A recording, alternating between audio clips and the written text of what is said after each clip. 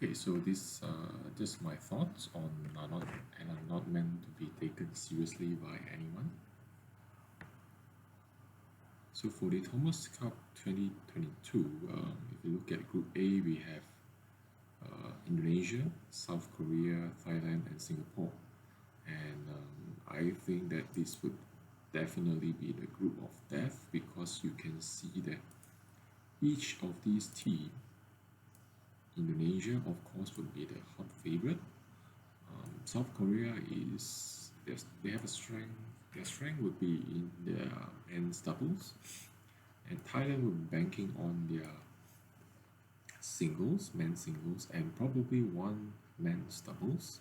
And being the host nation, they will definitely be very spirited to try to do their best to achieve the best outcome possible.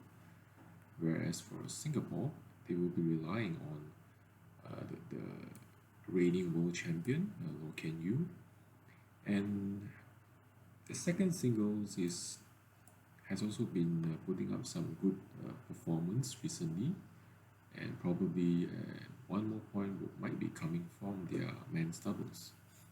But going back to Indonesia, undisputed champion, and if you look at their players, we have Anthony Ginting, we have who is ranked at number 5. We have Jonathan Christie, who is ranked at number 8 and has been showing some stellar performances this year so far, being the Asia runners-up, Asia singles in championship runners-up, and even their third singles is not too shabby, right? Ranked at 24. And Indonesia, I mean, their men's doubles would be flawless, I would say. They have like 6 good pairs, and 3 of them are here. We have Muhammad Hassan and Hendra Setiawan, the evergreen veterans, who is at number 2 in the top of the world.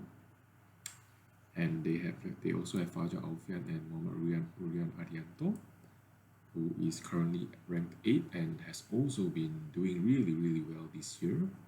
And they also have Bagas Maulana and Muhammad Shoaibul Fikri, who is actually the All England champion for this year, beating hot favorites like Hoki Kobayashi, and as well as their compatriot to actually win the All England. Nonetheless, Indonesia would be short of the world number 1 pair, Kevin Sanjaya Sukamujo and Marcus Gideon. So, but I don't think that would be an issue because they still have 3 solid singles and 3 solid doubles to actually score in every single point. And coming back to South Korea, they would definitely be banking on Hyo Kwang-wi, the world number 30th, who has actually been consistently defeating Kento Momota since last year. And their second man singles, Jeon Hyuk Jin, has also shown some really solid play this year, despite having been away from international competition for many years. Definitely, South Korea will be banking on these 2 men singles of theirs and also their men's doubles, who is definitely among the strong contenders for South Korea. Having said all that, my prediction for each of the upcoming 6 matches in Group A would be as follows. Indonesia is expected to defeat Singapore. I would think that the one solitary point might be coming from Loh Ken Yu, and Korea against Thailand would be a very closely fought match. I would anticipate that Kunlawood Witisan and maybe one of their doubles might be able to pull 2 points for Thailand, but I would say in general, the overall depth, in terms of the overall depth, I would say Korea would still be able to eke through. Moving on to Indonesia against Thailand, I would think that it would be a 4-1 with a one solitary point coming from Kunlawood. Followed by Korea and Singapore, I would anticipate yet another very closely fought match. with Singapore probably getting 2 points, one from Loh Ken Yew and another one potentially from their third singles. And in Indonesia against Korea, I would think that Korea might be able to nick 1 point, maybe from one of the men's doubles. And finally, Thailand will edge Singapore out in another closely fought match. I would think that Thailand would have the upper hand, but Singapore can still bank on Loh Ken Yew and maybe one of the men's doubles to score 2 points. So all in all, I would think that if, of course, all these predictions are made based on the assumption that all of the teams would be fielding their best players, right? Which might not be the case, right? So anyway, with that assumption in mind, I think that Indonesia would and Korea would be able to advance through this group of death. Moving on to Group B, you can see that the Denmark, who is actually another very strong team, I would say, because they have, I think, 4 solid men's singles and even maybe 5, right? Because Victor Axelsen, the reigning world number 1, the reigning Olympic gold medalist, reigning All England champion, definitely will be very difficult for any other player to defeat him. And they also have Anders Antonsen, who is the reigning silver or runners-up at the recently concluded Euro Championship. Definitely another strong guy to beat. And Rasmus Gemke, also another reliable third singles, probably. Hans Christian will be banking on his vast experience. And Victor Svensson, who has been really good, putting up some solid performance in the Korea Open. So definitely Denmark will be looking to score 2 to 3 points from their men's singles department. Whereas for their men's doubles department, they would be banking on Kim Astrup and Anders Rasmussen, who is currently the world 10th in the world. And yeah, so this would be the strength of Denmark, I would say. 3 solid singles and probably 1 men's doubles. But you never know, right? And moving on to China, despite seems to be not having or fielding very highly ranked players as it has always been in the past, China is still very, very dangerous team, right? They will definitely be banking on Lu Guangzhou, Zhao Junpeng, Sun Feixiang, Li Shifeng, and Wen Hongyang. I would say the more spectacular performance of late would be coming from Li Shifeng and Wen Hongyang. These 2 players have been really, really putting up some solid displays in the recent Asia Championship and also recent tournaments. So definitely they would be the ones that China would be banking on to probably score 1 to 2 points from their men's singles department. Men's doubles will be a bit tricky because China is known to be really good in mixing up their pairs, their men's doubles. So it will be really difficult to forecast, but no matter who the doubles that they will be fielding, they will definitely be really dangerous to play with, especially with a strong player like Liu Yuchen, who can basically jive well with any partner. So China is definitely another hot favorite in this group. France, we have the Popov brothers, who are definitely strong contenders to score some points for France. And in terms of men's doubles, most likely Thomas and Crystal will be playing again. And they will also have another solid doubles in Fabien Delroux and William Villegas. But I would say that France is at a disadvantage because they are bringing in a relatively small team. whereby some of the players might have to play more than one match in every day, right? So that could be a crucial factor for France to challenge the big two, Denmark and China, namely Group B. Algeria would be a good. This would be a good chance for them to accumulate experience, and they are nevertheless they are also bringing in a very small team, but definitely would be a good um, exposure for Algeria. Having that in mind, these are my predictions. So China would be triumphing over France. 1 point for France might be coming from Thomas Julian Popov. And the other closely fought encounter would probably be between Denmark and China, with Denmark edging out 3-2. And eventually, I would think that Denmark and China should be able to qualify from Group B. Group C, we have Chinese Taipei, who will be banking on Chou Tianchen, the current world number 4, and Wang Zuwei from the men's singles department. Whereas for the men's doubles, they'll be relying on the reigning Olympic gold medalists Li Yang and Wang Qilin, as well as another reasonably consistent pair, Lu Qingyao and Yang Po-Huan. So all in all, I would say that Chinese Taipei should have a strong challenge in at least 4 points.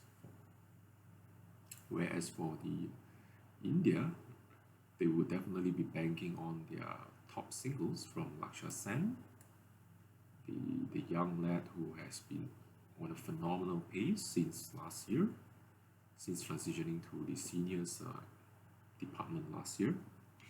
And we might also be having Srikanth Kidambi, ranked 11, HS Pranoy, also another reliable veteran in India. And for the men's doubles, India would definitely be challenging, would definitely be a strong challenger in the form of Ranki Reddy and Shetty. This pair can literally beat any pair in the world, provided that they are on form. So, moving on to Germany, I would say their strongest point would be coming from Mark Lamfus and Marvin Seidel. But also in tournament, anything can happen. So probably some of the singles might also be putting up some strong performance for Germany. And for Canada, the player to watch would definitely be Brian Yang, the youngster, and Jason Anthony Horseshoe. So these two men's singles might be able to score some points for Canada. And with all that in mind, this would be my prediction. The big match would probably be between India and Chinese Taipei, but I would still feel that India would have the upper hand whereas Chinese Taipei might probably be nick 1 or maybe 2 points from their doubles department. And if there is no major upset, I would favor India and Chinese Taipei to qualify. Last but not least, the Group D, we have Japan, who is definitely another very balanced team, right? They have 4 reliable men's singles: Kenta Momota, world number 2, Kata Suniyama, world number 14, Kenta Nishimoto, world number 20, and Kodai Naraoka, another up-and-coming youngster, at number 45. And for the doubles, they'll be banking on the world champion, the reigning world champion, I think, Takuro Hoki and Yugo Kobayashi.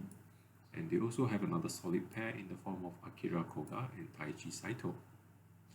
So Japan is definitely another strong contender for this edition of Thomas Cup. Moving on to Malaysia, they will be banking on Lee Zijia, the reigning Asia champion, right? The experience of Liu Darren would also be picked upon, followed by another young player who has just joined the senior ranks, Ng. And for the men's doubles, they have three uh, reasonably solid pairs in the form of Aaron Chia, So Woo Yik, Ong Yu Sin, Chiu Yi, and Goh Zifei Nurizudin, who has been on a fiery form this year. England would be banking on Toby Panty, as well as the Ben Lane and Sean Wendy, to probably nick some points for England. Whereas for the USA, who has replaced, who is willing to replace New Zealand on the 11th hour, should bring it in their smallest, I would say among the smallest team in the whole edition, will be coming in here to fight as a severe underdog. In terms of my prediction, I would think that the biggest match would be between Japan and Malaysia.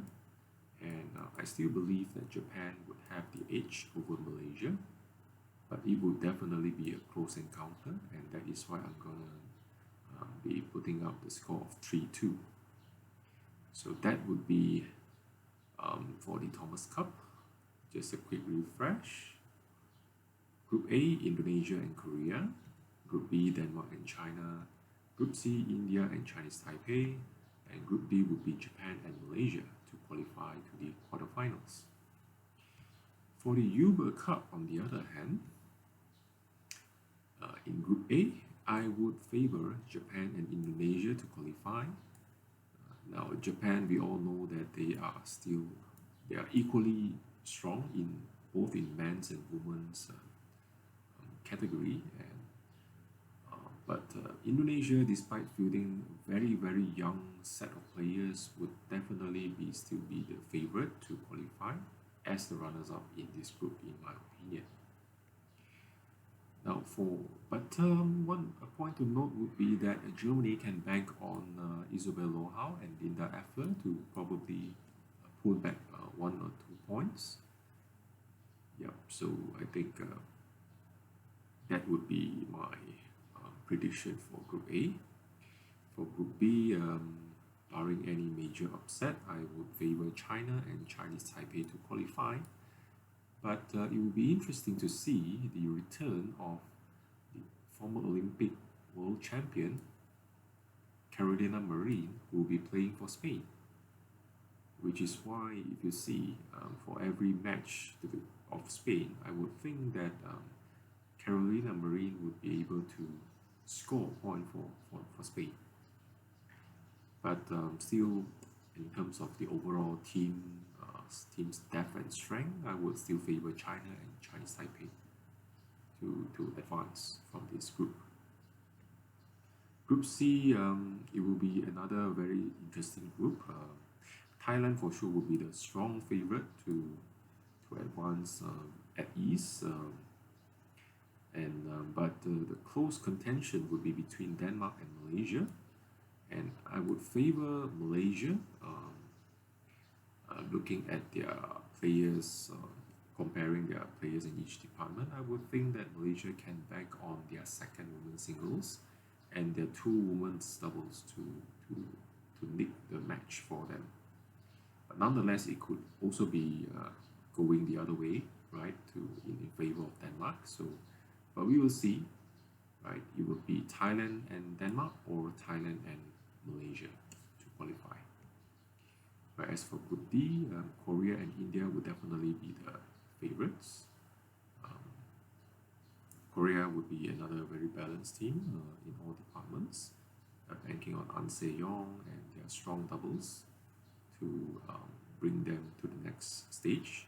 Whereas India might face some stiff competition from Canada, who has still quite a few talents in the name of Michelle Lee, right, and the up-and-coming Talia Ng, as well as I think one of their women's doubles is also quite strong.